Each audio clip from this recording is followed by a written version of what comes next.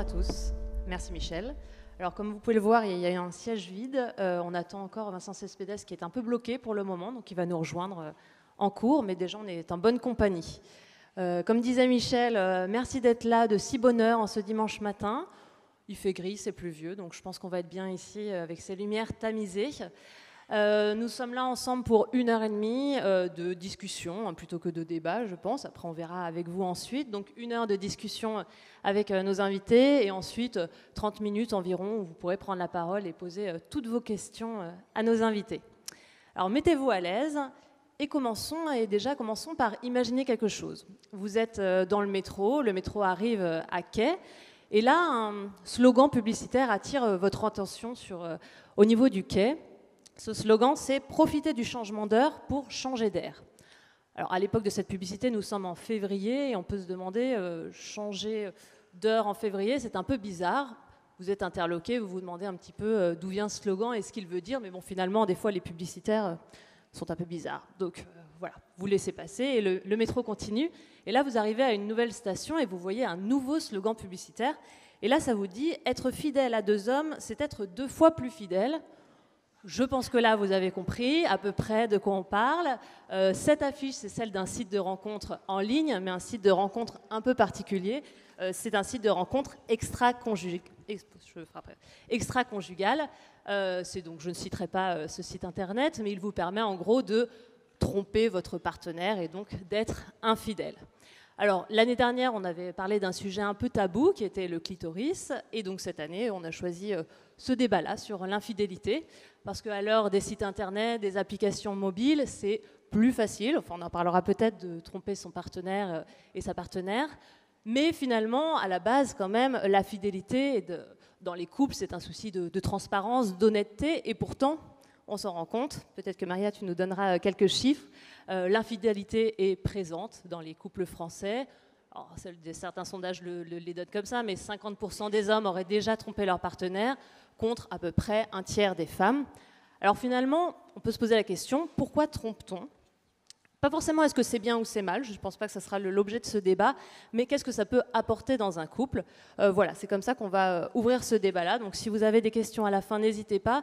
Et j'ai oublié de rajouter, nos invités seront là pour répondre aussi à d'autres questions au Café des Bouffes du Nord juste ensuite, parce que comme vous le savez, il y a plein de conférences qui s'enchaînent aujourd'hui, donc il faudra libérer la salle assez vite. Et donc pour commencer, je vais donner la parole à mes 2 invités, l'une ou l'autre. Déjà, poser les termes du débat. Comment vous définissez, vous, l'infidélité ? À partir d'où elle commence et quand est-ce qu'elle commence ? Je vais ramasser mes feuilles en attendant. Je commence ? Bonjour.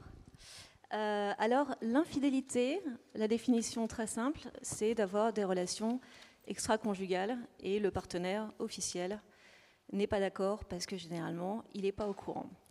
Ensuite, on pourrait définir l'infidélité aussi parce qu'elle n'est pas. C'est-à-dire que ce n'est pas du polyamour. Le polyamour, c'est quand on a plusieurs partenaires éventuellement en même temps, parce que les polyamoureux, ils remettent entièrement en cause la notion même de monogamie. Ce n'est pas non plus de l'échangisme ou du libertinage, parce que dans ce cas-là, on continue d'avoir une espèce de préférence, d'intimité romantique avec quelqu'un, et puis on a des relations sexuelles avec d'autres, mais avec le consentement de son partenaire. C'est pas non plus du candolisme. Alors ça, c'est comme l'échangisme, mais c'est quand le conjoint facilite l'infidélité ou alors qu'il est là dans la pièce. Et c'est pas non plus de la polygamie qui est consentie, mais se situe strictement dans un cadre conjugal. Ensuite, la question, évidemment, c'est un petit peu toujours où est-ce que ça commence. Et c'est là que nos ennuis, à nous, généralement, commencent. Parce qu'on n'est pas d'accord. Chacun a une définition très différente, finalement. Oui, voilà, exactement. Et quand on demande aux Français, pour eux, ce que c'est que l'infidélité, alors effectivement, il y a des grandes lignes qui se dégagent, mais finalement c'est un peu plus compliqué que ça. Par exemple, il y a vraiment le passage à des relations génitales avec quelqu'un d'autre qui fait quasiment consensus. Donc 85% des Français, selon l'Ipsos cette année, disent qu'à partir du moment où on couche avec une personne, que ce soit une fois ou plusieurs fois, c'est effectivement de l'infidélité. Et c'est la même chose pour les rapports orogénitaux, donc la fameuse question que vous avez tous en tête, j'en suis sûre. Thierry Ardisson. Voilà, exactement, de Thierry Ardisson. Et ensuite, voilà, ça, on est donc à peu près d'accord. Mais ensuite, est-ce que, par exemple, embrasser, c'est tromper? Je suis venue avec des petits chiffres. Donc, embrasser sur la bouche, c'est tromper pour une courte majorité des Français. Donc, c'est un petit peu là, hop, que le switch se fait. Ensuite, flirter, avoir un petit jeu de séduction avec quelqu'un, ça va être seulement pour 45% des Français. Et ensuite, si on pense à une autre personne, quand on fait l'amour avec notre partenaire, on descend encore d'un cran, 41%.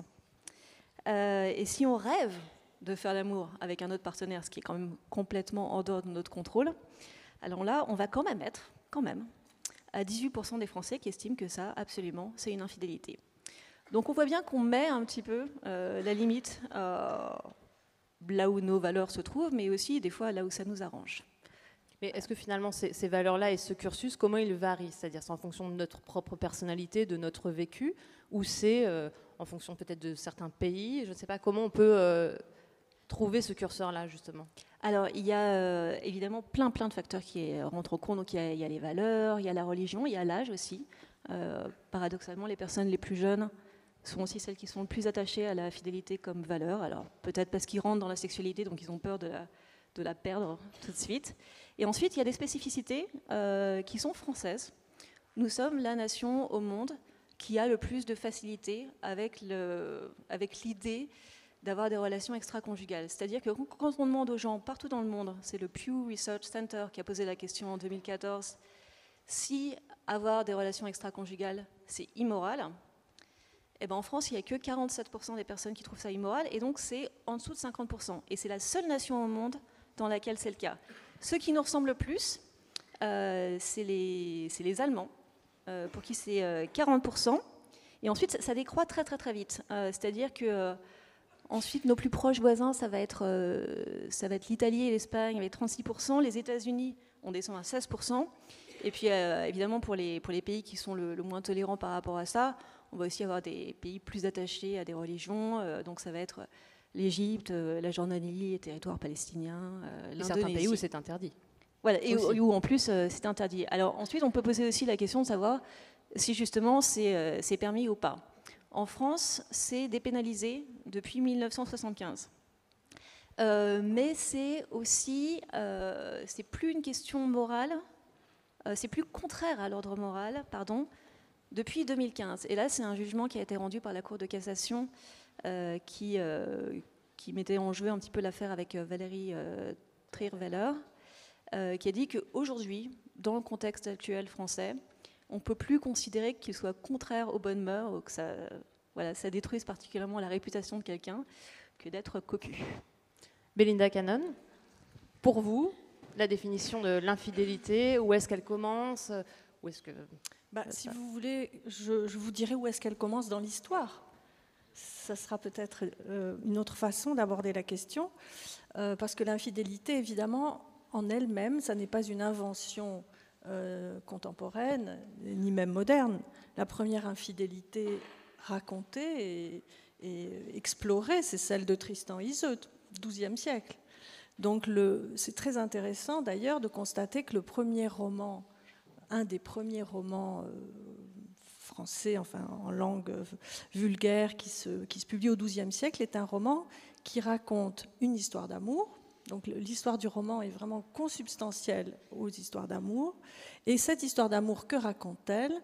Je vous le rappelle en 2 mots, parce que finalement tout le monde connaît Tristan et Iseut, mais personne ne se souvient bien de ce qui est raconté.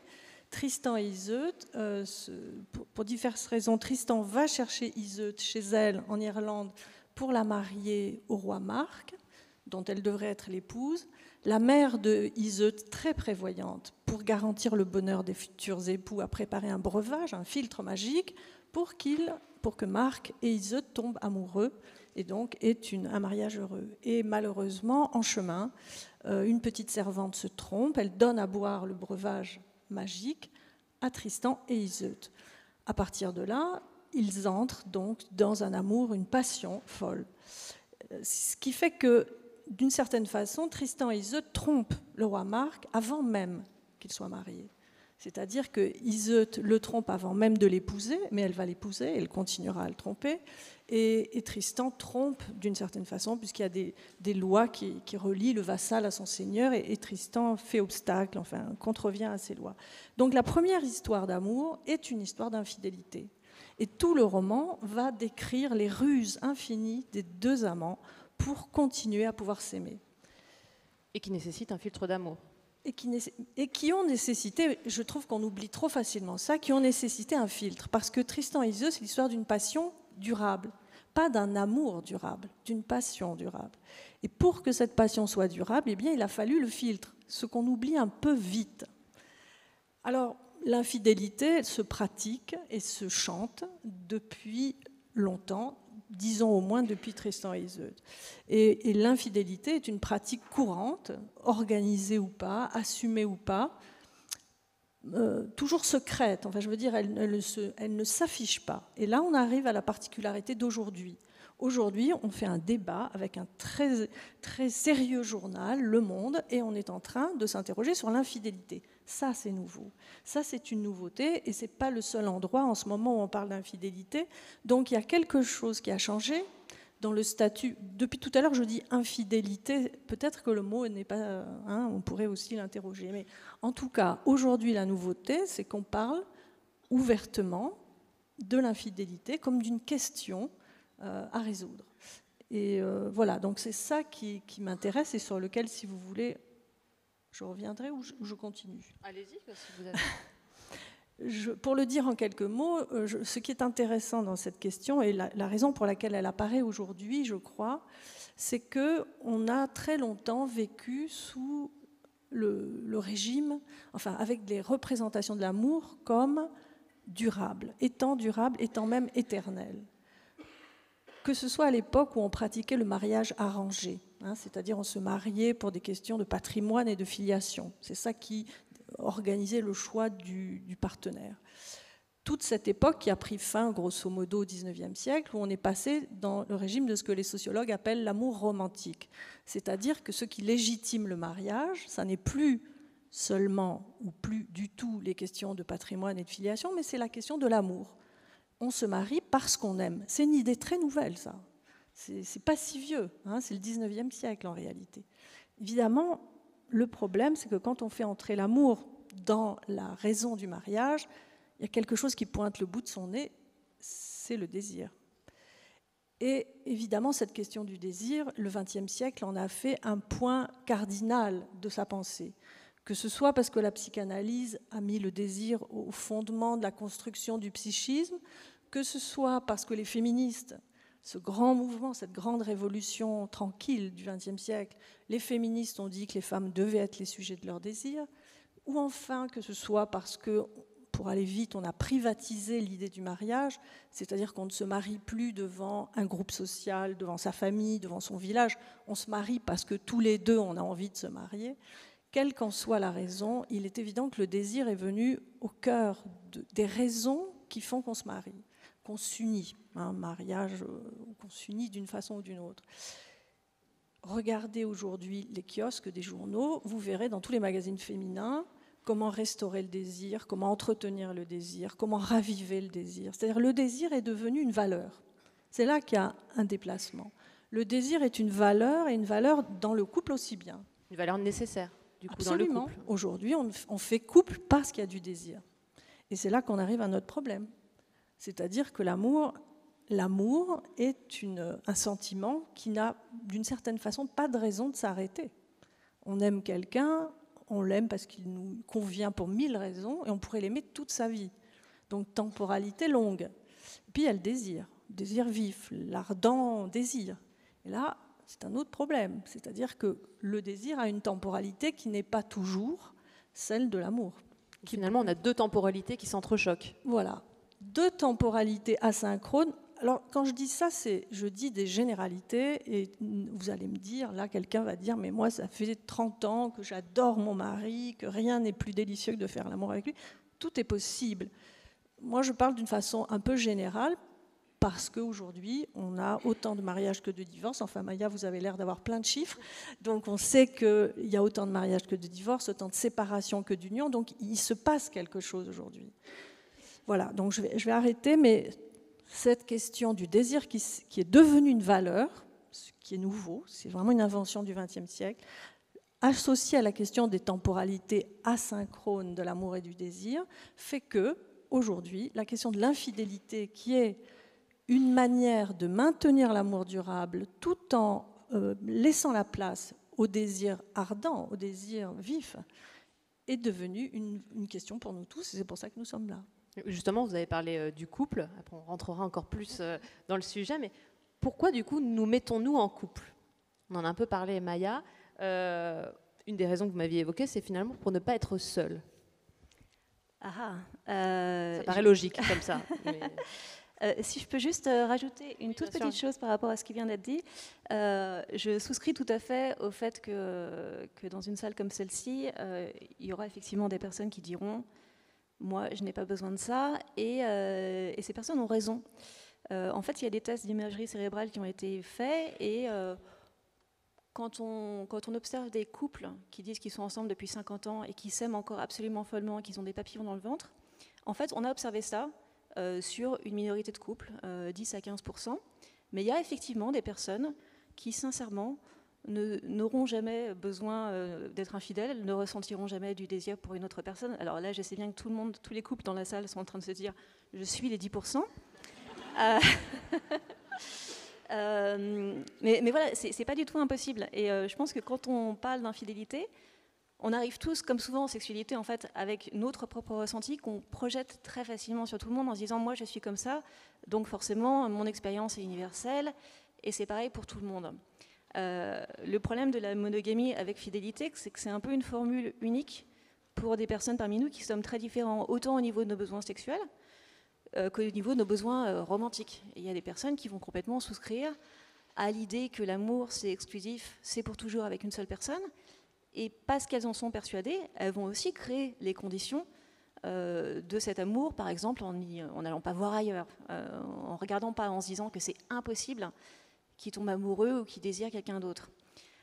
Ensuite, il y a les personnes qui se disent si l'amour dure toujours mais que le désir dure seulement quelques années chimiquement, alors au bout de 3 ans, dès que la première petite lassitude va se produire, ils vont se dire « ah bah c'est normal que j'ai envie de regarder ailleurs » et puis peut-être qu'à la fête de Noël du bureau, ils commenceront à regarder les faces des collègues. Et ensuite, il y a les polyamoureux qui se disent « je peux tomber amoureuse de plusieurs personnes en même temps », donc qui seront dans une disponibilité sexuelle et romantique constante, et puis qui regarderont les fesses des collègues au bureau au pot de Noël dès le premier jour. Et il y a aussi une question de prophétie autoréalisatrice, c'est-à-dire que si on croit en l'amour éternel, on a plus de chances de le faire advenir, et si on croit qu'on peut tomber amoureux de plusieurs personnes en même temps, ce qui est juste plusieurs amours potentiellement éternels en même temps, c'est pas moins bien moralement, par exemple, eh ben on va aussi en créer les conditions. Et du coup, j'ai pas du tout répondu à la question. Non, mais ça me permet de rebondir. C'est ça, un débat aussi. Je peux ajouter quelque chose pour aller dans le sens de Maya, parce que l'inconvénient de cette discussion, et qui pourrait être le travers de notre discussion, ça serait justement de dire des choses trop générales. Et merci pour tous ces chiffres, parce que c'est évident qu'en réalité, nous avons tous des expériences de vie, d'amour, etc., variées, variables. Et par exemple, quand je dis ce que je dis sur l'amour, le désir, je me fonde uniquement sur, là du coup je redeviens un petit peu sociologue, et je me fonde sur les chiffres aujourd'hui, par exemple les pourcentages de mariage et de divorce. Donc disons qu'il y a un mouvement général qui va dans le sens de ce que j'ai dit, mais ça n'implique pas que chaque individu doive être pris dans cette problématique-là. Mais par rapport à ce que vous nous expliquez, du coup, est-ce qu'on doit voir la fidélité, pour le coup, comme une valeur ou plutôt comme un schéma social? Ou les deux? Alors, voilà, les valeurs sont souvent calquées sur le schéma social. Ensuite, ou valeurs morales, peut-être. Oui, mais la question de la moralité et de l'éthique, moi m'intéresse beaucoup. En fait, il y avait des tas de raisons pour lesquelles la fidélité est construite dans la structure même de la société. Il y avait l'argument religieux qui est moins présent aujourd'hui, notamment parce qu'en France, on est beaucoup athée. Donc évidemment, dans les 10 commandements, tu ne convoiteras pas la maison de ton prochain, ni sa femme, ni son serviteur, ni sa servante, ni son bœuf, ni son âne, ce qui est beaucoup quand même. Aujourd'hui, on peut estimer qu'en France, Dieu ne nous regarde plus dans notre chambre à coucher. Ensuite, il y avait un argument reproductif, qui est qu'en étant fidèle, et notamment si les femmes sont fidèles, parce qu'on parle d'infidélité, mais c'est toujours la 50% des hommes et un tiers des femmes. Donc voilà. Effectivement, déjà les femmes sont en retard. Oui. Parce que les hommes, ils ont toujours pris les permissions de l'infidélité. Ils avaient les esclaves, ils avaient les courtisanes, ils avaient les concubines. Donc, en fait, quand on fait un débat sur ce sujet, on parle de l'infidélité des femmes. Celle des hommes, elle est quasiment acquise. Désolée. Messieurs. Donc l'argument reproductif fait que si les femmes vont pas voir ailleurs, dans ce cas-là, on limite les filiations illégitimes. Et c'est plus pratique pour le couple, mais c'est aussi plus pratique pour la cité, pour la nation, et éventuellement pour la race. Il y a l'argument social, voulant que c'est plus facile de gouverner des gens si les couples sont stables, si les gens ne se quittent pas en permanence, comme ça peut être le cas aujourd'hui avec l'augmentation du nombre de divorces. Donc évidemment, on voit bien depuis Tristan et Iseult, ou même l'enlèvement d'Hélène pendant la guerre de Troie, que ça n'a jamais été effectivement très opérant, cette histoire. Et puis il y a plein d'autres raisons que l'infidélité pour laquelle les couples aujourd'hui se séparent. C'est pas forcément ça. Et j'ai l'impression qu'aujourd'hui, en fait, l'argument, donc du coup, c'est plus la reproduction, parce qu'on a des tests de paternité, parce qu'on a la contraception, c'est plus Dieu, et c'est plus pour faire plaisir à la société, parce que de toute façon, c'est plus illégal. On dit aujourd'hui qu'il faut être fidèle. Alors déjà, ça c'est quand on le questionne, parce qu'il y a pas mal de personnes qui ne le questionnent pas. Ça vient avec le couple, en fait. On dit, si on se met en couple, par défaut, on ne va même pas avoir la conversation, on va se dire, le couple, c'est l'exclusivité. On ne remet pas en cause par défaut.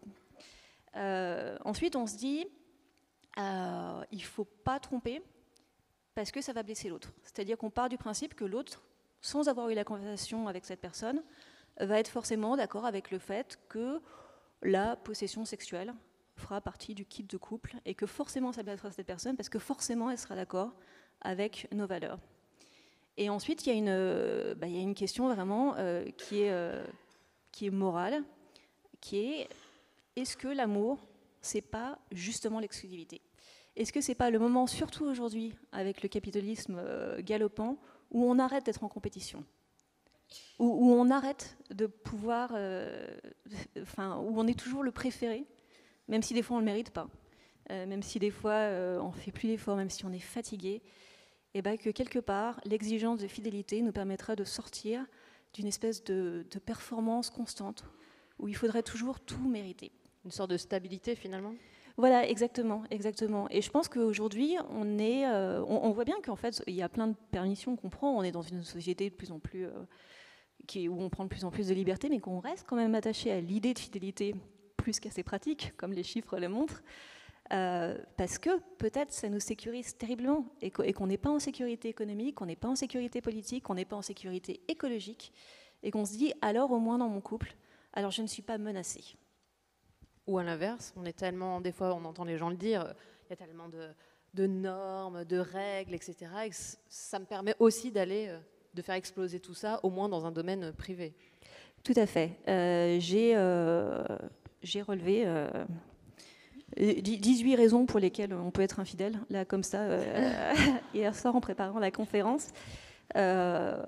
C'est un site que je cite fréquemment dans les chroniques, que quand des chercheurs demandaient à des personnes pourquoi est-ce qu'elles faisaient l'amour, en les laissant libres de leurs réponses, pas en leur donnant des réponses téléguidées, les gens sont arrivés avec 237 raisons. Alors ça, c'est 237 raisons de faire l'amour, mais pas forcément avec son partenaire, aussi avec quelqu'un d'autre. Et c'était que sur un certain nombre de personnes interrogées. Donc il y a autant de raisons de faire l'amour que de personnes, et il y a autant de raisons d'être infidèle que de personnes qui sont infidèles. Et ça fait un paquet. Oui, j'ai envie de quand même replacer la question de l'exclusivité et de l'amour d'un point de vue plus anthropologique. Je crois que l'amour existe depuis qu'il y a des humains, pour autant qu'on puisse le savoir. Les humains s'aiment. L'homme est un animal pensant, sentant, parlant, mais il est un animal aimant. C'est comme ça. il y a de l'amour. Vous prenez n'importe quel peuple, n'importe quelle civilisation, les gens s'aiment. Ça fait partie des données fondamentales de l'humain. Cette possibilité de choisir, si l'on peut dire, enfin en tout cas d'élire plutôt quelqu'un dans la foule de ses semblables et de décider que celui-là, on l'aime. Décider, ce n'est pas le bon mot non plus, ça arrive, ça advient. Donc il y a cette question de l'amour. Il me semble, là je m'avance un peu, je ne le dirai pas dans un débat du monde, mais entre nous je peux le dire, il me semble que l'amour, en tout cas l'amour naissant, est toujours exclusif. Il y a quelque chose qui se passe qui fait que celui qu'on a élu ou celle qu'on a élue, on le veut pour nous, on ne pense qu'à lui et on est tourné vers lui, on attend la réciprocité de cet exclusif. Je ne sais pas pourquoi, parce qu'après tout, ça a l'air d'être une option parmi d'autres, mais bon, bref, je ne continue pas, c'est très hasardeux de dire ça. En tout cas, à partir de cette exclusive de l'amour naissant, on a probablement fait qu'on réclame la fidélité, et un certain temps en tout cas. Et puis, ce qui me paraît intéressant, je vais vous dire 3 choses. Ce qui me paraît intéressant, c'est la deuxième chose, c'est qu'aujourd'hui, on décrive ces 2 temporalités asynchrones de l'amour et du désir comme un problème. Ça, c'est très frappant. Si vous lisez les gens qui aujourd'hui, les essayistes, écrivent des essais sur l'amour et sur le désir, enfin où ils évoquent ces 2 choses-là, ils disent qu'il y a un problème. Et alors j'ai une petite théorie là-dessus. Je ne pense pas que ce soit un problème. Je pense que c'est une question qui nous est adressée aujourd'hui et qui est liée au fait qu'il est possible qu'on soit dans un moment de transition sur cette question-là de l'amour et du désir, et qu'on soit en train de changer lentement de modèle, mais ça n'est pas encore fixé. C'est-à-dire qu'on vit toujours sur le modèle de Tristan et Iseult, c'est-à-dire l'amour pour toujours. On oublie le filtre, on fait comme si c'était possible, et on vit sur ce modèle-là. L'amour, dans nos représentations, l'amour c'est pour toujours. Et on dit d'ailleurs, quand on aime, souvent on dit « je t'aime pour toujours », sans se rendre compte que ce « toujours » n'a pas du tout de valeur temporelle, il a juste une valeur d'intensité. C'est « aujourd'hui je t'aime tellement fort que je dis que je t'aimerai toujours », mais c'est d'aujourd'hui que je parle. Donc on a ce modèle de l'amour pour toujours qui vraiment organise nos représentations. Et je vous mets au défi, peut-être à part les très jeunes gens, je vous mets au défi d'entrer dans une relation amoureuse en se disant « ouais, ça va durer 3-4 ans, puis ça ira ». C'est pas possible. On est vraiment formé à l'amour pour toujours, et c'est pas pour rien que Tristan et Iseult est le mythe fondamental, et il y en a d'autres, même des plus anciens, même le mythe grec des androgynes, c'est forcément du pour toujours. Si on retrouve celui dont on a été séparé originellement, c'est ça le mythe des androgynes chez Platon, une fois qu'on l'a retrouvé, on ne va pas en changer. C'est lui, elle, aucun autre. Donc on a ce modèle. Et puis, il y a ces pratiques, il y a les faits aujourd'hui, des séparations, des divorces, des désunions, qui sont un fait. Alors évidemment, si on les met les 2 côte à côte, on dit ben oui, il y a un problème. On n'arrive pas à gérer cette baisse du désir. Non, le problème, c'est qu'on n'arrive pas à imaginer que peut-être l'amour, ça n'est pas pour toujours. Alors là, c'est le scoop. L'amour, ce n'est pas forcément pour toujours. Et moi, je crois qu'on est en train d'aller vers des sociétés où les pratiques amoureuses, la façon de faire couple, le lien amoureux, consistera à avoir des amours successifs. Pas du tout polyamour, etc. C'est pas ça dont je parle. Je crois que, et peut-être que dans la salle, vous êtes déjà très nombreux à avoir fait ça, si vous avez un certain âge, c'est-à-dire qu'on fait des vrais couples, on crée des couples, et puis, pour X raisons, il y a un moment où on change.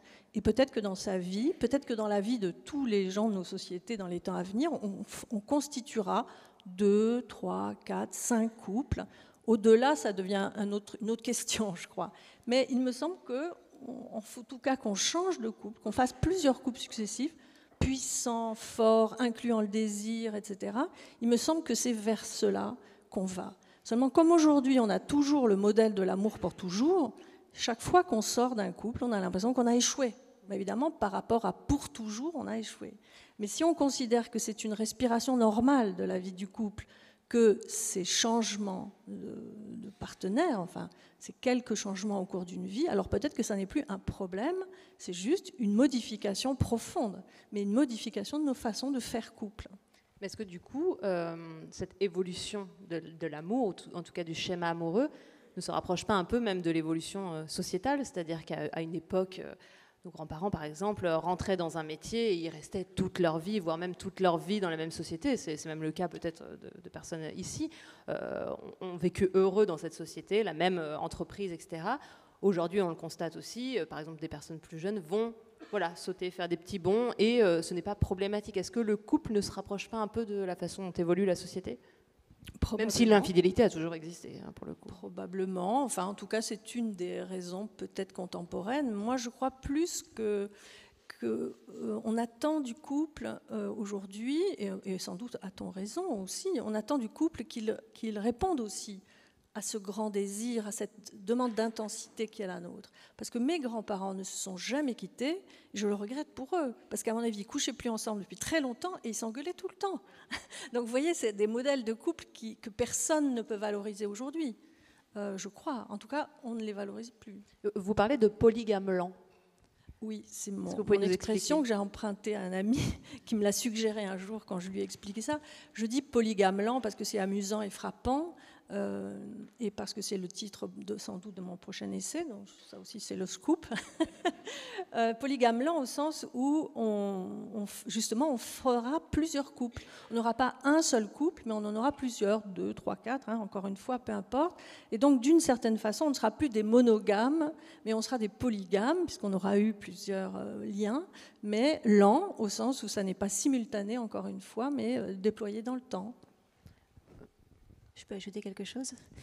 Moi, ma boule de cristal personnelle, effectivement, on voit bien que la monogamie sérielle, qui est notre manière de dire le polygame lent, effectivement, c'est quelque chose qui existe aujourd'hui et que les chiffres démontrent. Je pense qu'il y a quand même deux autres voies qui s'ouvrent à nous. On voit bien aussi que les chiffres de l'infidélité augmentent, c'est-à-dire qu'il y a des gens qui vont quand même décider de rester monogames, parce que ça les sécurise, comme je disais, parce qu'ils vont en fait déplacer l'intimité et le caractère d'alliance du couple en disant nous, on est en fait, comme dans les temps passés, un partenariat domestique, parental, économique, on va avoir acheté une maison ensemble, on va avoir un chien ensemble.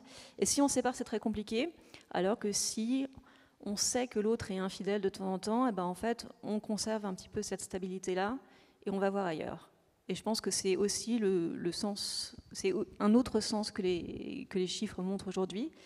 Et enfin, il y a notamment une nouvelle génération qui est en train, avec le polyamour, de déboulonner complètement la monogamie et d'inventer en fait des manières d'être ensemble à plusieurs, dans une exigence de transparence et d'honnêteté, avec même un espèce de nouveau répertoire affectif qui se développe.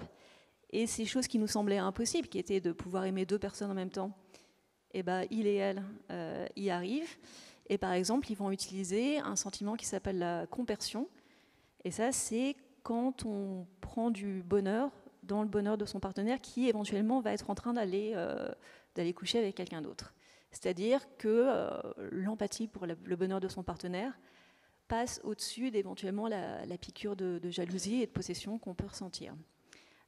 Donc on a plein d'options sur la table, ce qui rend le temps présent passionnant, et c'est pour ça qu'on ne peut pas être aussi trop ossifié sur des conceptions très rigides du couple, parce qu'en fait des couples, il y en a plein, et des infidélités, il y en a plein. Oh, et d'ailleurs, si je peux faire une petite digression, quand on parle d'infidélité, on a tendance à parler d'infidélité purement sexuelle, mais il y a plein de manières d'être infidèle, de la même manière qu'il y a plein de manières d'être déloyal.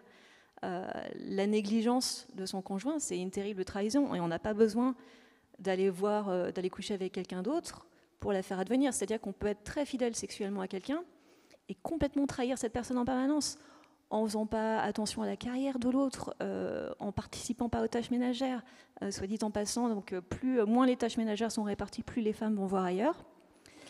C'est noté pour la prochaine session ménage. Aux États-Unis, où on aime bien tout catégoriser, ils ont fait plein de sous-catégories d'infidélité. Donc il y a l'infidélité romantique, quand on tombe amoureux d'une personne mais qu'on ne couche pas avec. Il y a l'infidélité financière, c'est-à-dire quand on fait des infidélités avec sa carte bleue. Il y a plein d'hommes aux États-Unis, je crois que c'est 6%, ce qui est beaucoup quand même, qui ont un compte bancaire secret dont la conjointe n'est pas au courant. Il y a l'infidélité sur transfert d'objets, c'est-à-dire que quand on passe trop de temps à jouer aux jeux vidéo, ou quand on tombe amoureux de son chien, et qu'on délaisse complètement son partenaire, là, il y a un transfert sur objet.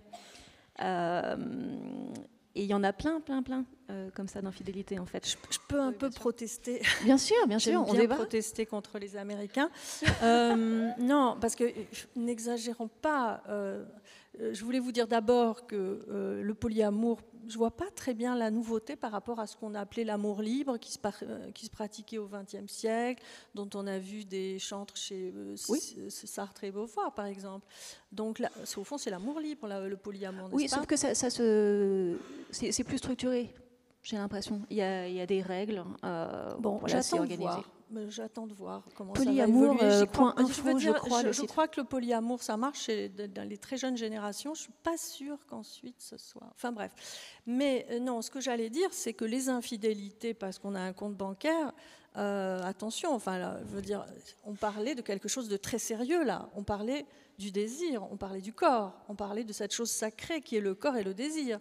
Donc l'infidélité compte bancaire, je pense qu'on doit pouvoir s'en faire une raison et qu'on associe, enfin on met côte à côte des choses qui sont de nature extrêmement différente. Qu'on donne son désir à quelqu'un d'autre, c'est quand même tout autre chose, hein, ou qu'on entre dans un amour, une étreinte avec quelqu'un d'autre, c'est quand même autre chose que le compte bancaire ou le chien. Et de la même façon, je voulais ajouter tout à l'heure que le vrai problème du modèle de la polygamie lente, que vous n'avez pas évoqué, parce qu'il est très compliqué, c'est les enfants. C'est-à-dire, la vraie question, c'est qu'est-ce qu'on va faire avec les enfants si vraiment on entre dans ce modèle de la polygamie lente, comment on va les élever, qui va les garder, qu'est-ce qu'on va organiser pour que leur vie ne soit pas un cauchemar. Enfin voilà, selon moi, le problème très difficile avec ce changement de modèle et ce changement de pratique, ça va être justement la question des enfants. Ça, c'est l'inconnu. Il va falloir vraiment inventer là aussi des choses, des solutions, disons, qui permettent que la vie des enfants ne soit pas compromise, si je puis dire, par la liberté des parents. Et je suis absolument d'accord. Et effectivement, la remarque est très juste sur le fait qu'on ne puisse pas mettre les choses sur les mêmes rapports. Et donc, voilà, merci de remettre un peu de transcendance dans ce que je racontais. C'est ensuite par rapport à, effectivement, l'américanisation qui place la fidélité sur le mensonge, plus que sur le corps. Auquel cas, l'infidélité financière n'est pas si frivole que ça, puisqu'il y a une rupture du contrat fondamental de couple qui ne se situe pas tant sur l'échange de parties génitales avec une personne tierce que sur l'échange d'une vérité absolue qu'on se donne à l'autre en permanence sur tous les sujets. Voilà. Tout à l'heure, Maya, vous évoquiez toutes les raisons, donc on va peut-être pas citer les, je crois, 237, enfin vous en aviez listé un peu moins. Dans les sondages, en gros, on voir certains chiffres, donc en gros 33% à peu près trompent leur conjoint parce qu'ils ne sont pas satisfaits de leur vie sentimentale, 62% pour un attrait physique et sexuel, et 55% parce qu'il existe des sentiments. Mais quand on a discuté un petit peu, on s'est rendu compte qu'il y a quand même beaucoup d'autres raisons aussi et qu'elles ne sont pas si basiques, entre guillemets. Vous, Maya, pour vous, quelles sont les raisons justement de l'infidélité ? Alors, j'ai pas les mêmes chiffres, donc si je peux donner, moi aussi. Eh ben, c'est pas la même année. Alors 2019, mais c'est ça évolue sur les femmes. Moi. Non, alors ça évolue tout le temps, effectivement. Il faut se méfier un petit peu, il y a des petits décalages d'année en année. On a des sondages en fait pleins et tous les ans, donc faut pas s'inquiéter si on est des fois en fonction des critères. Décalage, oui. Voilà, effectivement. Donc sur les femmes, là en 2019, en juin, pour 52%, elles le faisaient pour des raisons. Elles mentionnaient d'abord l'attirance physique pour l'amant. Ensuite, le manque d'attention et d'affection, l'opportunisme, le manque de satisfaction sexuelle. Et pour les hommes, en majorité, c'est parce qu'ils sont insatisfaits sentimentalement, 44%. Et ensuite, insatisfaits sexuellement, 35%. Sans parler des tâches ménagères, qui sont évidemment un énorme facteur d'infidélité. Vous m'aviez expliqué qu'en gros, parmi aussi ces raisons-là, pour vous justifiez l'infidélité par aussi le fait de vouloir posséder finalement son propre corps, d'avoir son propre jardin secret, et pourquoi le dédier son corps, son être à une seule personne finalement. Voilà, alors donc parmi toutes les raisons qui existent, Effectivement, celle-là, elle m'interpelle aussi en tant que femme, c'est-à-dire que il a fallu qu'on demande la permission pour ouvrir un compte en banque, pour travailler, pour avoir la garde des enfants, pour tout et n'importe quoi. Et là, au moment où on pourrait se dire, avec la contraception, avec l'avortement, finalement, on peut vivre une amplitude, des désirs, des amours aussi larges que possible. Et là, l'amour nous reprend sur le côté en disant, non, finalement, l'amour, juste en même temps, c'est devenu tellement important que d'un seul coup, en fait, on perd la pleine liberté d'action qu'on venait de conquérir. Donc ça, c'est un peu dommage. Ensuite, il y a la question de savoir si la possession de l'autre, l'intimité, peut et doit se porter uniquement sur la sexualité. Cette vision, elle est défendue notamment par des personnes qui sont un peu traditionnelles, un peu conservatrices, et c'est assez intéressant parce que du coup, ça donne une importance à la sexualité, vraiment à la génitalité, qui est très importante, parce que comme je le disais juste avant, il y a plein d'autres manières dont on peut trahir une personne, et on peut être fidèle, et la trahir en permanence. Oui, parce qu'on l'entend souvent, ça. Si tu vas tromper ton partenaire ou ta partenaire, c'est parce que la première raison, sexuellement, ça ne doit sûrement pas aller, donc... Voilà. Mais ce n'est pas forcément ça. Exactement. Et ensuite, moi je trouve qu'il y a plein d'autres raisons. Il y a l'attrait pour l'interdit. Alors voilà, je suis obligée de le mentionner, c'est un peu la tarte à la crème du débat, mais ça existe. Ensuite, il y a l'idée de justement faire quelque chose sans permission, sans le consentement du mari ou de l'épouse, parce que le couple moderne, il est tellement multitâche, il inclut tellement de négociations constantes pour tous les aspects, depuis l'aspirateur jusqu'à ce pauvre chien dont on parlait tout à l'heure, qu'on peut se dire que comme on négocie en permanence, le fait de faire quelque chose en secret de l'ordre de la sexualité, ça permet de compenser quelque part. Ensuite, on peut tout simplement dire que ça ne nous convient pas, que la monogamie comme formule unique, c'est pas pour tout le monde. Que par exemple, si on est malheureux en couple, il y a un truc qui s'appelle l'infidélité de revanche, qui est que si on estime que l'autre, de toute façon, l'a déjà fait, nous, on peut le faire aussi. Il y a l'infidélité de sabotage, c'est-à-dire qu'on est infidèle parce qu'on veut que le couple explose, parce qu'on espère être pris sur le fait. Ensuite, on pourrait dire que si on s'aimait vraiment, on respecterait absolument, radicalement la liberté de l'autre. Que si on s'aimait vraiment, on ne serait pas menacé par la liberté de l'autre. On ne serait pas menacé par la sexualité de l'autre, parce que si une infidélité, on considère que c'est quelque chose de ponctuel. Si quelqu'un qu'on croise au pot de Noël du bureau, avec qui on va faire l'amour une fois, 2 fois, 5 fois, fait mieux sexuellement que nous qui connaissons notre partenaire, ses fantasmes, ses vulnérabilités, ses limites depuis 10 ans, si cette personne-là, qui connaît peut-être même pas son prénom, fait mieux que nous au lit, c'est qu'on doit avoir raté un truc quand même au niveau de la communication sexuelle du couple. Ensuite, il y a aussi le fait que ça rebat les cartes. Il y a sur les chiffres aussi de l'IFOP, même si 30% des femmes regrettent d'avoir été infidèles, il y en a aussi 25% qui ont commencé un nouveau couple comme ça. Donc ça peut aussi être une manière de recommencer une autre histoire et de passer à la forme de monogamie suivante. Et voilà, et j'en ai listé encore plein. Comme voilà, se renarcissiser, montrer qu'on peut plaire encore. Ah oui, alors ça c'est un chiffre rigolo, c'est qu'il y a quelques années, il y avait des chiffres de l'âge auquel les hommes faisaient des tentatives de relations extra-conjugales, et c'était les années en neuf.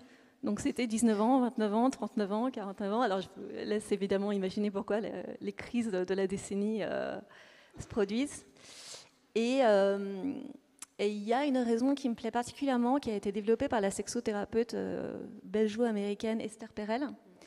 Et dans son dernier bouquin, donc c'est une vraie spécialiste de l'infidélité, elle dit qu'en fait, on ne trompe pas la personne parce qu'on est si malheureux que ça en couple avec cette personne-là. La plupart des gens en fait, qui se trompent, ils sont heureux en couple. 63% des Français estiment qu'on peut être heureux en couple et être infidèle quand même. Donc c'est pas forcément une question de rejet. Esther Perel, elle estime que si on trompe l'autre, c'est pas pour le rejeter, c'est pour se retrouver soi-même. C'est pour retrouver donc une espèce d'intégrité émotionnelle, pour un espèce de nouveau départ, mais aussi pour se rappeler la personne qu'on était avant le couple. Parce qu'effectivement, quand on est en couple, comme on est tout le temps en train de faire des compromis ou des négociations, on se perd un peu soi-même. On n'est plus la même personne. Et c'est bien normal. C'est comme, je vais encore donner un exemple de chien. On dit toujours que les maîtres et les chiens finissent par se ressembler. Bah oui, effectivement, on finit un petit peu par ressembler à nos conjoints, à développer les mêmes centres d'intérêt, les mêmes dégoûts éventuellement.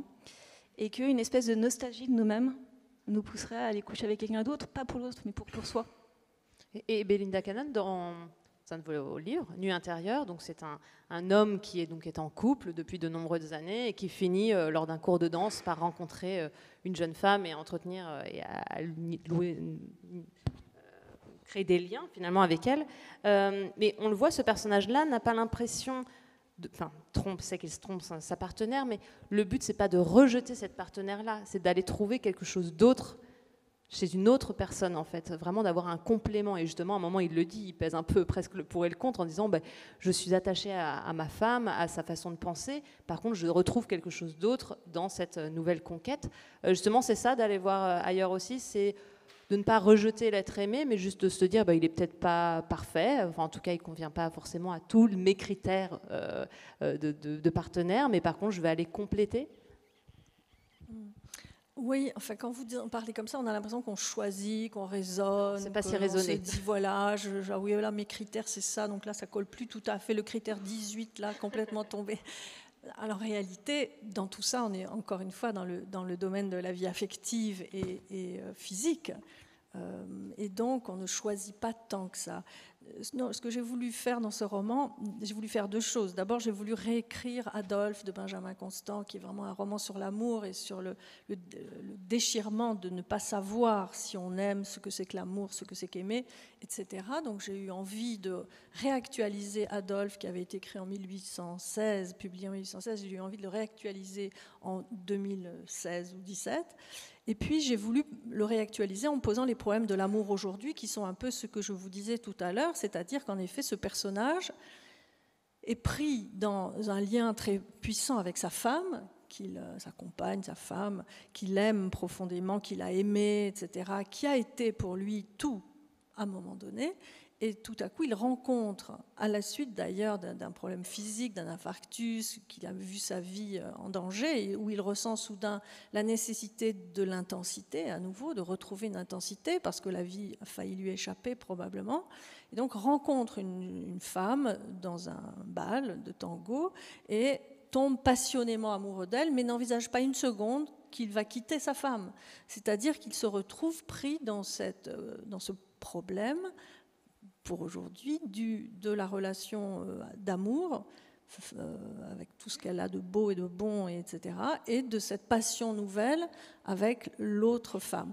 Et voilà, donc j'ai essayé, au fond, de façon fictionnelle, de mettre en scène ce qui me paraît être cette tension aujourd'hui entre ces fameuses temporalités asynchrones. Et finalement, il se rend compte que lui, ça lui conviendrait très bien de pouvoir continuer cette relation à trois, entre guillemets, avec lui au centre, mais que c'est compliqué. Oui, parce que ce qui m'intéressait, c'était de mettre en scène l'opacité. C'est-à-dire que tout est raconté de son point de vue à lui, qui est un homme assez, finalement, qui ne s'interroge pas beaucoup, ne se remet pas beaucoup en question. Il trouve que tout est très bien comme ça. Et donc, il vit sa nouvelle relation sans penser que la nouvelle Éléonore, du nom du personnage d'Adolphe, Éléonore ne trouve pas ça bien du tout, visiblement, et sa femme, pareillement. Donc, tout est raconté de son point de vue, et il ne voit pas les autres, et nous non plus, nous ne voyons pas les autres, puisque c'est son point de vue qui domine dans le roman. Parce que je crois que nous continuons, nous sommes très opaques l'un pour l'autre, les uns pour les autres, et j'avais envie de mettre en scène ça, cette impossibilité de savoir que pense, que sent l'autre au moment où il le pense et il le sent. Alors Maya, vous avez cité Esther Perel, donc cette thérapeute belge, dans un TEDx qu'elle fait donc, sur ce sujet, que je vous invite d'ailleurs à regarder, qui est sur YouTube. Elle dit que finalement, aujourd'hui, avec tous les moyens qu'on a à notre disposition, donc les femmes, la pilule, la possibilité de divorcer, etc., rester est la nouvelle honte. C'est-à-dire rester quand on est trompé alors qu'on peut changer de partenaire, et finalement rester alors qu'on trompe, mais finalement si on trompe, c'est que ça ne nous convient peut-être pas aussi bien que ça. Voilà, c'est quelque chose qu'elle met en avant justement. Qu'est-ce que vous en pensez ? Rester à la nouvelle honte. Je trouve qu'elle exagère quand même. Mais effectivement, c'est une spécialiste de l'infidélité, donc forcément, elle a sa grille de lecture. Et aussi, par rapport à ce qui vient d'être dit sur l'opacité, effectivement, on est quand même un petit peu dans la zone grise dans cette histoire. L'un des avantages, je dirais, de l'infidélité, c'est justement que c'est un jardin secret. C'est justement que l'autre ne soit pas au courant. Mais des fois, soi-même, on n'est pas au courant. C'est-à-dire que déjà, on ne voit pas forcément les autres, on ne voit pas forcément ce qu'ils imaginent. Mais dans l'idée qu'il va falloir faire la performance de l'amour éternel, non seulement on ne peut pas savoir ce qui va se passer dans quelques années, donc c'est effectivement une chose qu'on dit aujourd'hui en termes d'intensité, mais pas forcément pour plus tard. Est-ce qu'on maîtrise forcément sa propre opacité? Est-ce que des fois on peut avoir envie de coucher avec une personne et pas envie en même temps, désirer son mari et plus désirer son mari? Est-ce que notre inconscient des fois ne nous trahit pas? Est-ce que quand justement on fait des rêves érotiques, ce qui a déjà été le cas je crois de 46% des Français, et bien justement il n'y a pas là quelque chose qui nous échappe, qui est que même si on essayait absolument d'être fidèle, et ben ça nous échapperait. Et cette part d'opacité qui peut nous effrayer, mais qu'on peut aussi cultiver. Alors, à la fois, aujourd'hui, c'est plus facile de rencontrer des personnes via, par exemple, le site que vous mentionniez tout au début. Mais à la fois, ça pourrait bien devenir, à court terme, très compliqué. Parce qu'on vit dans une société où c'est de plus en plus facile d'être surveillé, de plus en plus facile d'être tracé.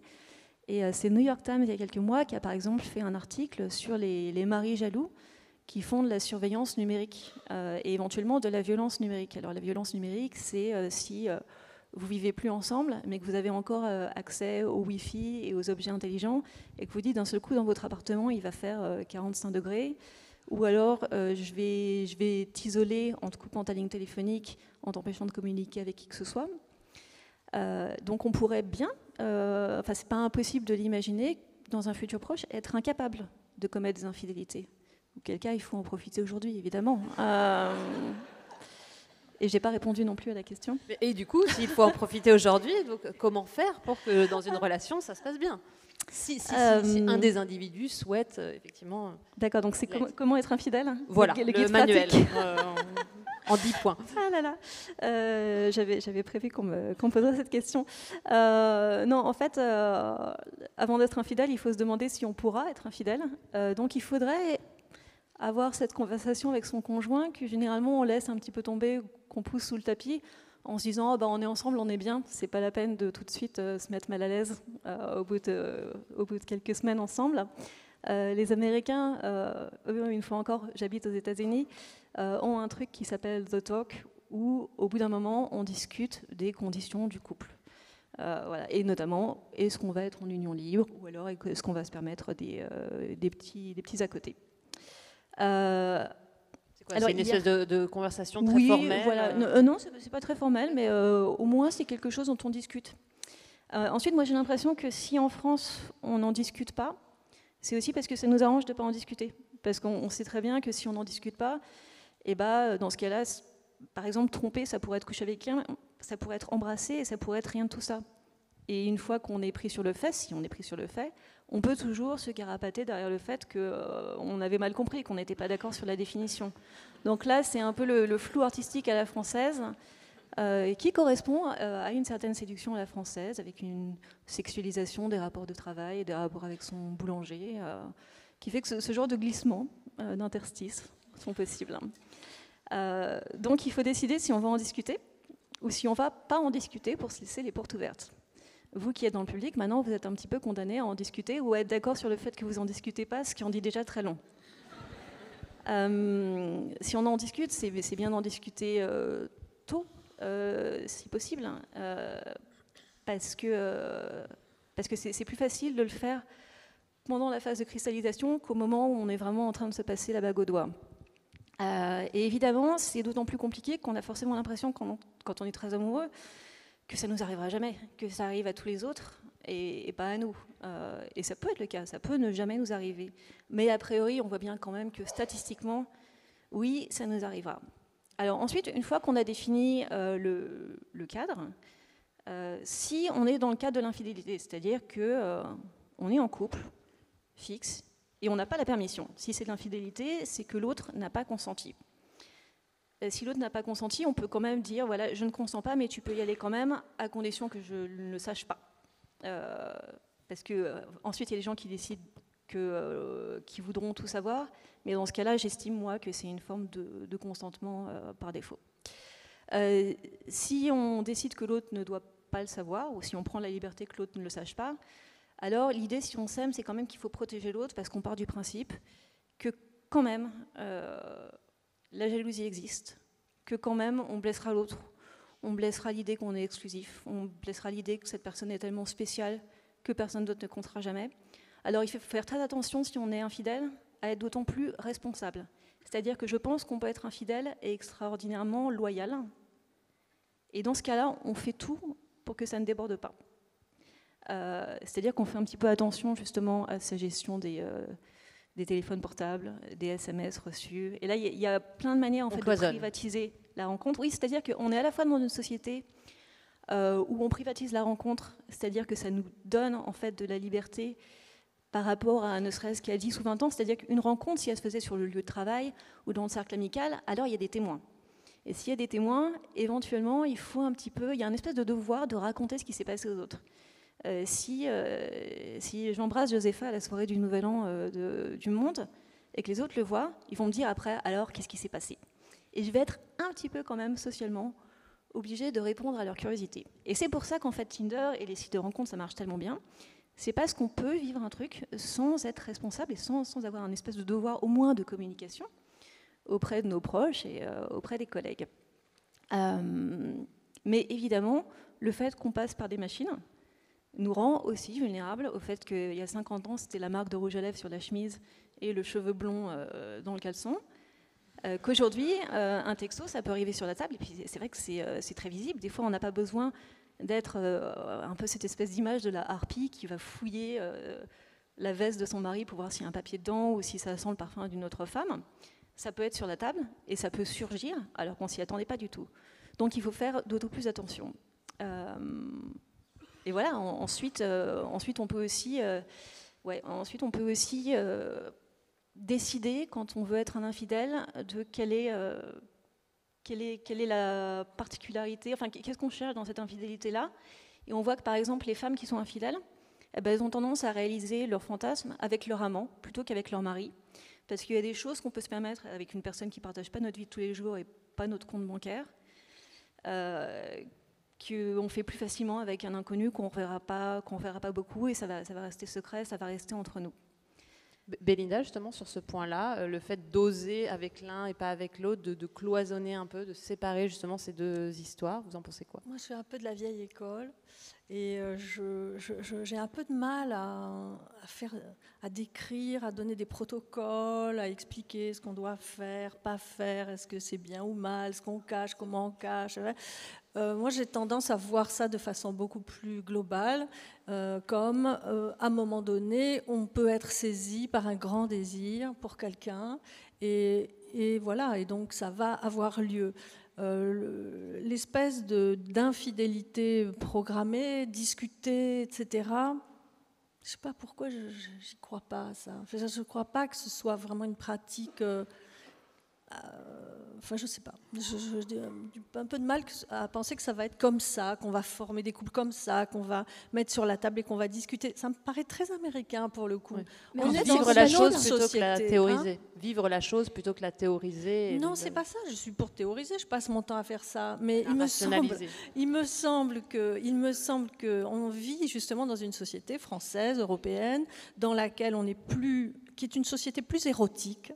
C'est-à-dire où la friction, l'alerte érotique, pour parler comme breton, l'alerte érotique est tout le temps là, un peu partout, dans les rapports hommes-femmes. Il y a un peu toujours ça qui est cette espèce de friction des genres, etc., qui est présente en permanence, et voilà, et qu'on n'a pas théorisé, et on n'a pas alors la contrepartie, c'est qu'on n'a pas ces rapports froids qu'on peut trouver dans certains pays du Nord d'ailleurs, qui disent qu'ils vont dans des boîtes de nuit ou n'importe où, et les hommes et les femmes ont des rapports parfaitement amicaux. Bon, chez nous, il y a une espèce de sentiment érotique diffus dans la société, et qui le rend très présent, mais aussi du coup, qui le fait échapper peut-être à ces protocoles, à cette parole très, très fonctionnelle concernant le désir. Et bon, il peut arriver, et là, qu'est-ce qu'on fait avec ce désir qui vient contrarier notre envie de faire durer le couple ? Et là, moi, je n'ai pas la réponse. C'est-à-dire qu'il y a deux positions, en effet, de façon un peu synthétique. Ça a été théorisé par ce philosophe qui est mort il y a quelques années, qui s'appelait Ruven Ogienne, qui disait qu'il y a deux types d'éthique. Il y a l'éthique maximaliste, qui est un peu celle dans laquelle on a été formé. Ne fais pas autrui ce que tu n'aimerais pas qu'il te fasse. Et même si autrui ne sait pas que tu l'as trahi, eh bien, toi, tu dois te sentir coupable et fautif, en tout cas, même dans le secret de ton esprit. Et puis, il y a l'éthique minimaliste qui consisterait à dire, si tu n'as pas fait de mal à l'autre, c'est bien, ça suffit. Donc voilà, après, il faut choisir de quel côté on se place, maximaliste ou minimaliste. Je dirais, c'est à chacun de choisir. Ruven Ogienne avait choisi l'éthique minimaliste, mais je comprends très bien, enfin, en tout cas, moi, je n'ai pas la réponse. Est-ce qu'on a tort de mentir ? Est-ce qu'on a tort de trahir une promesse, en tout cas, de transparence ? Est-ce qu'on a tort de faire des contrats ? C'est-à-dire, quand on rencontre quelqu'un, évidemment, si on lui promet que jamais on ne le trompera, on prend un gros risque. On prend le risque d'être infidèle à sa parole, à la parole donnée, qui pour moi, d'ailleurs, est peut-être la chose la plus grave, paradoxalement. C'est-à-dire que l'infidélité à la parole me paraît beaucoup plus grave, presque, que le fait de le faire. C'est-à-dire qu'il peut arriver qu'on ait envie que notre désir nous porte ailleurs. Évidemment, si on s'est engagé à ce que ça n'arrive pas et qu'on l'a promis, là, ça me pose un problème. On se ment à soi-même, au final. Oui, on se ment à soi-même, mais on ment à l'autre, mais on trahit sa parole. Ça me paraît vraiment grave de trahir la parole et de casser le contrat. Plus que peut-être la chose, si je poussais mon raisonnement. Et je crois que la penseuse Eva Illouz serait d'accord avec vous, parce qu'elle dit que l'engagement, il commence à nous engager, pas quand il nous arrange, mais quand il commence à être en opposition avec notre intérêt immédiat. Donc, qu'on peut effectivement faire des grandes promesses comme ça au début, et puis que si on peut revenir sur notre promesse au moment où d'un seul coup on a une opportunité ou une envie, alors quelle est la valeur de la promesse de couple ? Mais moi, il me semble qu'on peut en fait concilier un petit peu effectivement la nécessaire opacité et quand même une tentative au moins de se blesser au minimum. C'est-à-dire qu'aujourd'hui, parce qu'on en parle, parce qu'on a des débats comme celui de ce matin, on sait très bien que, statistiquement, ça nous arrivera. Et même si c'est insupportable de l'imaginer sur le moment, on peut quand même se dire que cette discussion sera incomplète avec son partenaire. Parce qu'on ne sait pas ce qui se passera dans le futur, parce qu'on n'a pas tous les éléments, parce qu'on ne sait pas si on s'éloignera l'un de l'autre, si on aimera encore l'autre, si on le respectera encore. Mais on peut faire de notre mieux pour ne pas trop se blesser plus tard. Voilà. Sachant qu'on réussira peut-être pas. Cela dit, on parle très peu d'une chose, mais je sais pourquoi, c'est parce qu'on ne sait pas quoi en dire, moi non plus d'ailleurs. On parle peu de la jalousie, du sentiment de la jalousie. Parce que ça, c'est une considération importante dans cette histoire. Quelqu'un récemment me disait que le fait que sa femme qui l'a quitté pouvait le trahir, le tromper, donc coucher avec quelqu'un d'autre, ça le rendait fou. C'est-à-dire que c'était intolérable. Et c'était un homme assez raisonnable et tout à fait contemporain, notre contemporain, etc. Et ça le rend fou. Donc il y a aussi des considérations comme ça qui échappent absolument à notre décision, qui sont le sentiment de la jalousie. Qu'est-ce qu'on fait avec ça ? Et alors là, les petits arrangements, on en discute, etc. Je ne sais pas si ça pourrait marcher face à cette espèce de mouvement intime qui s'appelle la jalousie. Oui, en même temps, on pourrait dire que la jalousie, elle ne se crée pas dans un espèce de vide culturel. C'est-à-dire qu'on voit bien que la jalousie... Alors la jalousie, par exemple, en infidélité, elle ne s'exprime pas de la même manière pour les hommes et les femmes. Les femmes sont plus sensibles à la jalousie émotionnelle des hommes, c'est-à-dire s'ils tombent amoureux de quelqu'un d'autre. Et les hommes, sur les études, sont plus fragilisés quand c'est une infidélité sexuelle qui est commise. Donc là, évidemment, vous pouvez faire intervenir toutes vos explications naturalistes qui sont que les femmes sont du côté de l'amour, les hommes sont du côté du sexe, parce que les hommes ont plein de spermatozoïdes et veulent les disséminer aussi largement que possible, et parce que les femmes ont seulement quelques ovules et il faut qu'elles couvent leurs œufs. Donc il y a quand même des éléments sociaux dans la construction de la jalousie, dans la manière dont elle s'exprime.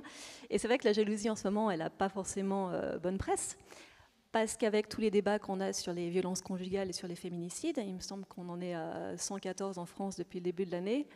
Alors évidemment, le fait que les hommes puissent être jaloux, donc on voit bien que ça se produit plutôt quand les femmes partent, reprennent leur indépendance, donc c'est-à-dire cassent la possession, l'exclusivité et génèrent une jalousie qui est complètement hors de contrôle. Alors forcément, ça nous fait nous sentir légitimement menacés par le sentiment de jalousie. Ensuite, est-ce qu'on peut s'en débarrasser? Alors ça, c'est très compliqué, parce que j'imagine que les scientifiques diraient que l'amour, notamment l'amour des premiers temps, c'est aussi un truc chimique. C'est aussi des hormones, c'est aussi quelque chose qui nous fait nous sentir bien, et que les effets de l'amour sont aussi forts et aussi violents que ceux de la cocaïne. Donc si vous enlevez la personne ou si elle vous trompe, c'est comme si vous étiez en décrochage. Et ça produit forcément une détresse, une vulnérabilité, qu'on peut aussi ressentir des fois, même quand le couple n'est pas créé, c'est-à-dire quand il y a une demande amoureuse d'un prétendant et qu'on dit non, et qu'il y a des hommes qui sont incroyablement blessés par ça. Et on voit bien que des fois, ça génère des violences qui sont insupportables et qui sont ingérables au niveau de la société. Aux États-Unis encore, on a ce mouvement misogyne qui s'est créé sur Internet qui s'appelle les incels, les célibataires involontaires, donc incel, qui est notamment présent aux États-Unis et au Canada. Et ce sont des hommes qui veulent comme ça. Donc eux, ils sont très attachés à la monogamie parce que ça permettrait de redistribuer le sexe de manière égale. C'est-à-dire que s'il y a un homme pour une femme et un papa et une maman, alors dans ce cas-là, tout ira bien parce que les hommes auront assez de sexe et les femmes seront protégées de la violence de la jalousie, de la violence sexuelle, des agressions, des viols, du harcèlement, parce que ça marchera comme ça. Et on voit bien que depuis... je crois que c'est depuis 2014, il y a eu 4 attentats sur les sols canadiens et états-uniens qui ont fait de mémoire 20 morts et 47 blessés à cause de ce sentiment de possession sexuelle. Donc c'est pas parce que ça existe qu'il faut forcément l'admettre. Et ensuite, on ne peut pas le supprimer non plus. Donc on peut, et une fois encore, on se retrouve à cadrer, à catégoriser, à essayer d'inventer des nouvelles manières de vivre ensemble. Où on se passe pas mal, et dans ce cas-là, où ça dégénère pas dans des formes de violence qui sont ingérables pour la société. Oui, c'est intéressant le phénomène des incels, parce que leur position, que je sache, c'est de dire exactement nous avons droit à une sexualité dont nous sommes privés, puisque nous sommes célibataires, ce que nous ne souhaitons pas, et donc nous sommes des victimes. Vous savez, aujourd'hui, on est dans le règne des victimes. Donc, nous sommes des victimes et nous protestons contre le fait que nous ne pouvons pas satisfaire notre besoin sexuel. Et là, vraiment, on retrouve ce très vieux thème de la sexualité irrépressible et exigeante des hommes face à la sexualité féminine qui serait, elle, soit inexistante. Au 19e, c'est comme ça que ça se passe. Les hommes peuvent aller voir... Justement, là, ce sont des époques, par exemple le 19e, où l'infidélité est pratiquement organisée, c'est-à-dire qu'on fabrique une cellule familiale, on épouse une femme, et puis, par ailleurs, les hommes ayant des besoins assez irrépressibles, ils vont aller voir ailleurs. Il y a toutes sortes d'infidélités programmées, il y a toutes sortes de femmes disponibles pour ça, les courtisanes, les filles d'opéra, enfin voilà, les prostituées. Donc, les hommes vont satisfaire à l'extérieur leurs besoins irrépressibles de sexe, et les femmes, en revanche, ça tombe bien, elles n'ont pas de besoin. Donc, elles peuvent rester à la maison tranquillement, et surtout ne sont pas infidèles, bien sûr. L'adultère, ce mot qui n'existe plus aujourd'hui, l'adultère, pourquoi on n'en parle plus? Parce qu'il n'y a que des femmes adultères. Que ce soit Madame Bovary ou Anna Karénine, ce sont les femmes qui sont adultères, jamais les hommes. Parce que pour les hommes, c'est le principe de la double morale. Les hommes, eux, ont tout à fait, c'est tacitement admis que les hommes aillent voir ailleurs. Aujourd'hui, dans cette question donc du désir qui peut nous faire sortir du couple, évidemment, on considère que les femmes enfin je crois qu'il est à peu près admis que les femmes ont autant de désirs sexuels que les hommes, qu'il est ni plus ni moins irrépressible que celui des hommes et qu'il est toujours répressible, justement. Hein. C'est un peu ça les combats féministes de notre période aussi, c'est de dire arrêtez de nous faire croire que le désir masculin est irrépressible. Les hommes peuvent parfaitement se retenir, se raisonner, disons, avec leurs désirs, autant que les femmes. Je voulais ajouter une petite chose aussi, puisqu'on n'a pas tellement parlé de la question des femmes, enfin de la distinction. Hein. Depuis tout à l'heure, on parle des hommes et des femmes comme un tout, et tant mieux d'ailleurs, ça me fait bien plaisir, mais comme s'ils étaient assez équivalents. Mais c'est vrai qu'aujourd'hui, les femmes ont un autre rapport à la sexualité quand même, encore. La preuve en est, vous allez sûrement avoir les chiffres, Amaya. Vous savez, ce fameux ce sondage qu'on a fait il y a quelques années, où on demandait ce qui paraissait le plus insupportable aux femmes et aux hommes en matière de tromperie. Donc les hommes, ce qui leur paraissait absolument insupportable, c'était que leurs femmes les trompent concrètement. Hein, je crois que c'est ça. Tandis que les femmes, ce qui leur paraissait insupportable, c'est que leur mari pense à une autre femme en couchant avec elle. Donc c'était une différence assez remarquable entre l'homme qui craignait des actes et la femme qui craignait l'idée de ne pas être la préférée au fond. Donc même si son mari fait l'amour avec elle, qu'il pense à une autre et qu'elle ne soit pas la préférée. Alors là, on touche à nouveau à des questions assez intéressantes sur les représentations qu'on a du désir et de l'amour homme-femme qui sont encore, j'aurais tendance à dire, qui sont encore légèrement différentes.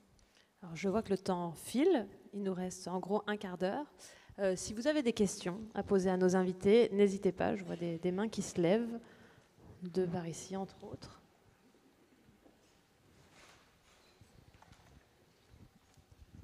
Bonjour, ça fonctionne ? Oui. Vous avez tracé des grandes tendances, je suis là, sur l'infidélité et certaines pratiques émergentes mais pas nouvelles comme le libertinage, etc. Et l'autre jour, j'ai écouté une émission sur un club libertin au milieu de la Charente et j'ai trouvé ça assez insolite parce que les origines du libertinage, intellectuel comme sexuel, c'était quand même réservé à une certaine catégorie de population. Et je me demandais si au cours de vos travaux, vous êtes...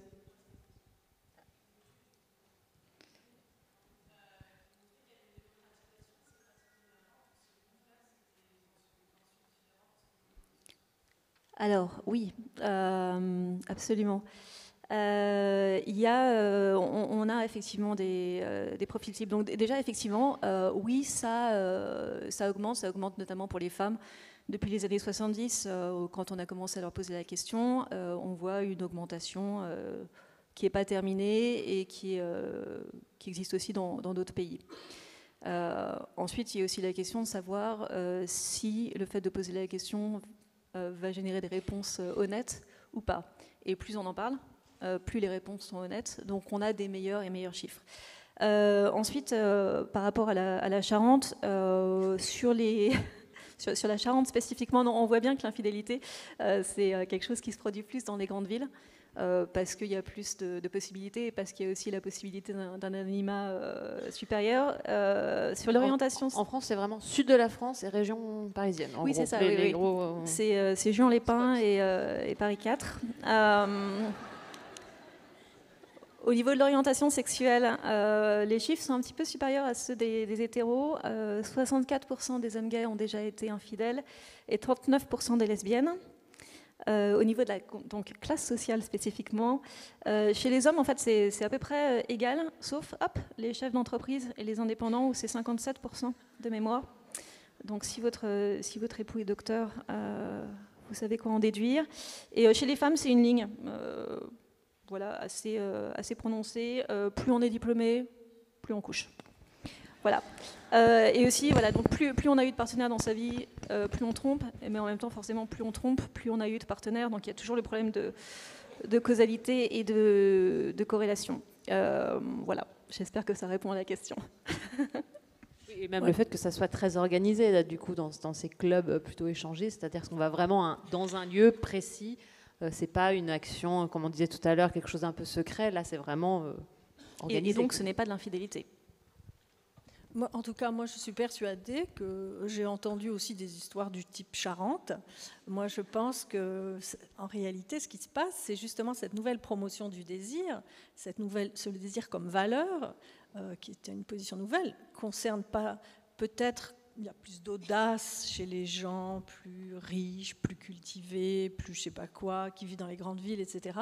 Mais je pense qu'il y a des pratiques sexuelles inimaginables, je veux dire, avec une liberté inimaginable qui concerne vraiment tout le monde, parce que ce désir comme valeur, c'est un phénomène qui touche absolument toute la société. Donc les gens cherchent maintenant, ne sont plus retenus par d'autres valeurs qui pouvaient avant les arrêter, la religion, une certaine façon de considérer la morale.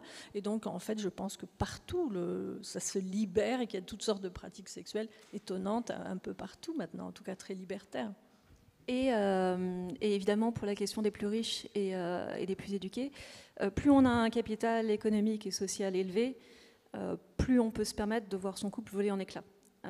Si on est une femme pauvre qui ne peut pas payer son loyer toute seule et qui a des enfants à charge, c'est un peu compliqué d'être infidèle, dans la mesure où si on est prise et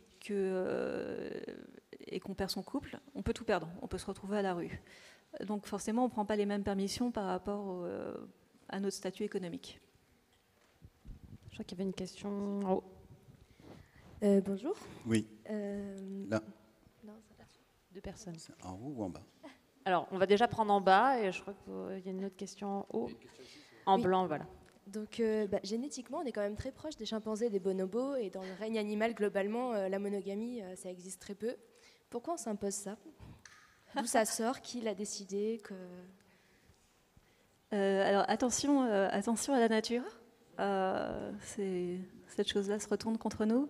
Oui, alors on est très proche des grands singes. Ensuite, c'est vrai qu'il y a des organisations sociales très très différentes. Alors, moi, je ne suis pas primatologue, hein, mais même si je comprends absolument l'intérêt de poser la question, j'ai aussi l'impression que nous, en tant qu'espèce animale humaine, on a créé des formes d'arrangement qui nous sont spécifiques et on a un poids culturel qui est tellement énorme, qui va faire varier tellement les choses du côté de la civilisation, qu'on s'inflige ça justement aussi parce qu'on est une civilisation, parce qu'on a inventé des manières de vivre ensemble. Et j'ai l'impression que dans le cas de la monogamie et de l'infidélité, à la rigueur, c'est la plus mauvaise solution à l'exception de toutes les autres. C'est-à-dire que voilà, ça permet d'avoir des enfants ensemble et d'avoir des émotions érotiques sur le côté. C'est mon intuition en tout cas. Oui, moi je ne m'intéresse pas du tout aux grands singes. En tout cas, je m'y intéresse le règne animal m'intéresse, mais je ne pense pas du tout qu'on puisse trouver des modèles de pensée. Je ne pense pas qu'on puisse être aidé en prenant appui sur des références au règne animal, qui a quand même une énorme différence avec nous, c'est qu'on a un cerveau particulier, un néocortex ultra puissant, plastique, qu'on invente notre vie grâce à lui, qu'on arrive dans le monde avec cette sorte de page presque blanche et qu'on a à s'inventer chaque jour ce que les grands singes ne font pas. Et donc, je ne suis pas sûre que ce soit fructueux d'aller trouver des modèles comme ça. Je pense qu'on a toujours beaucoup à y perdre en allant chercher nos modèles dans la nature, entre guillemets. Mais après, il y a eu d'autres sociétés, on va dire, qui ont évolué d'autres manières. Pourquoi c'est celle-là qui a pris le pas sur les autres?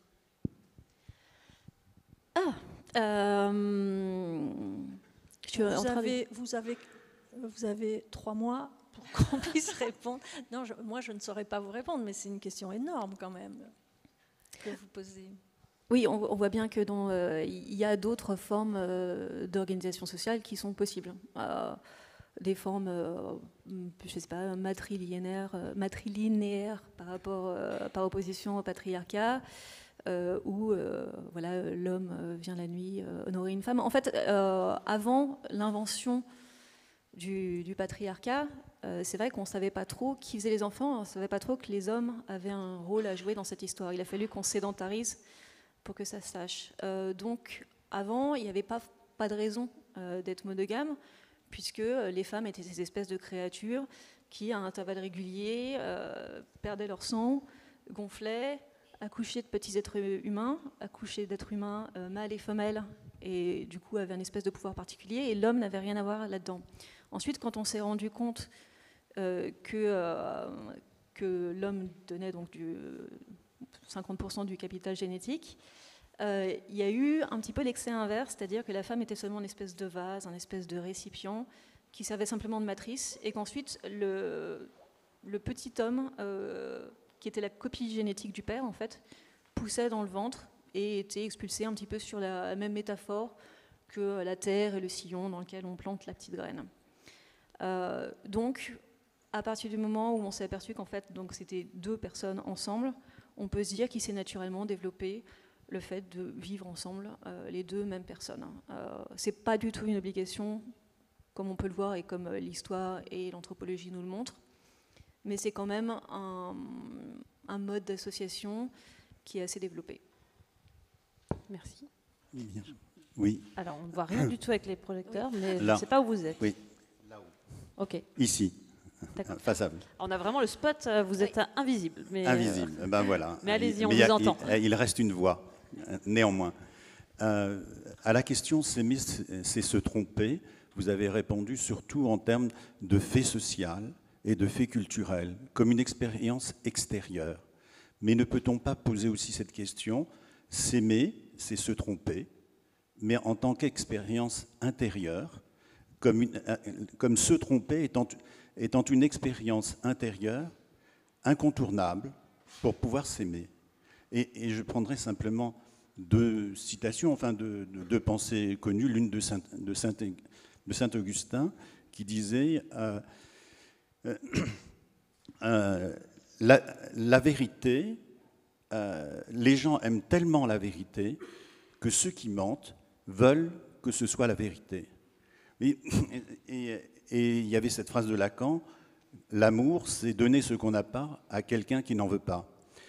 Si je prends ces deux citations, c'est simplement il y a aussi ce versant de l'expérience intérieure, enfin de cette expérience, de se tromper. Vous voyez, vous avez bien dit, s'aimer, c'est se tromper. Et se tromper est aussi une manière de révéler ou de travailler ce que peut être l'amour. Est-ce que ça vous inspire? Vous avez l'assentiment du public, il ne me reste plus qu'à valider. Non, c'est très poétique. Oui, pourquoi pas. Belinda, vous voulez ajouter un mot? Non, je songeais qu'aujourd'hui, je connais quelqu'un qui pratique l'amour libre, quelqu'un d'assez âgé, qui pratique l'amour libre et qui considère que ça fait partie, en effet, de l'amour, de pouvoir aller avoir d'autres relations, mais en aucun cas, cet homme ne quittera sa femme et vice-versa, pour la bonne raison qu'ils sont catholiques, pratiquants, et que le jour où ils se sont mariés, ils ont décidé que c'était pour la vie et que rien ne ferait se défaire ce couple. Alors évidemment, j'ai fini par lui dire, mais vous savez, finalement, l'amour libre, ça marche que pour les grands catholiques aujourd'hui, parce que, évidemment, eux, ils partent du principe que de toute façon, le couple ne se défera pas, quoi qu'il arrive. Une fois qu'on a cette solidité du couple, évidemment, on peut se permettre, après tout, d'aller voir ailleurs, puisque de toute façon, le couple sera maintenu. En réalité, l'autre partie de ce que vous disiez, monsieur, c'est que se tromper, ça peut faire voler en éclats le couple aussi. Donc comment faire cela? Mais voilà, je ne sais pas si se tromper, c'est une façon d'interroger l'amour, mais tout le monde a l'air d'accord. Moi, ça m'a paru plus énigmatique.